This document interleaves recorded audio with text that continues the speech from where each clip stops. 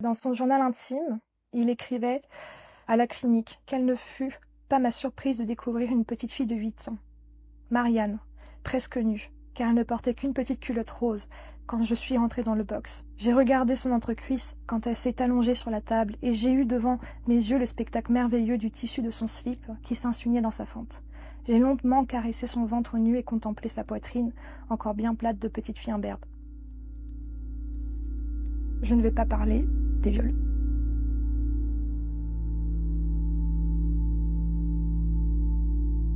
Je suis née du coup en septembre 94 à Vannes, dans la clinique du Sacré-Cœur, et j'ai actuellement donc 30 ans.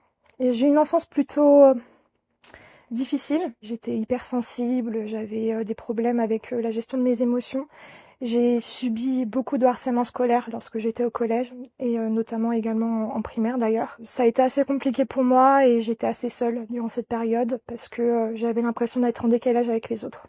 Lorsque j'ai commencé à avoir 15-16 ans, je me suis rendu compte que je n'avais pas la même attirance que les autres personnes. Je ne comprenais pas pourquoi, mais j'avais pas de montée de libido en fait lorsque j'étais jeune. Donc je me suis posé beaucoup de questions sur ma sexualité en début de la vingtaine. Et vers les 22-23 ans, j'en étais même venue à penser que j'étais asexuelle. J'avais fait une croix en fait sur le fait d'avoir même une relation un jour. J'allais mal, j'avais des problèmes pour communiquer et j'avais tendance à me sentir en fait très mal à l'aise et très en décalage par rapport aux autres.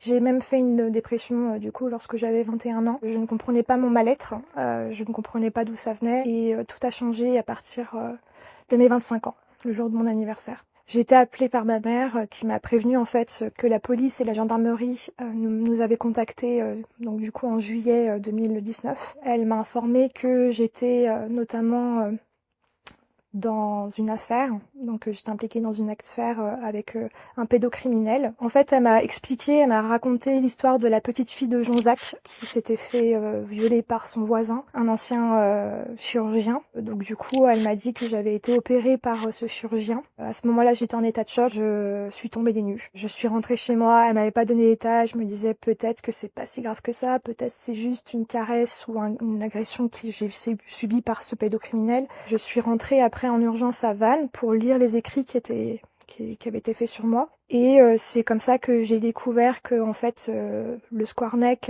m'avait agressé sexuellement une première fois alors qu'il était en train de me faire une auscultation. Moi j'étais à ce moment-là en panique parce que j'avais une appendicite qui a eu des complications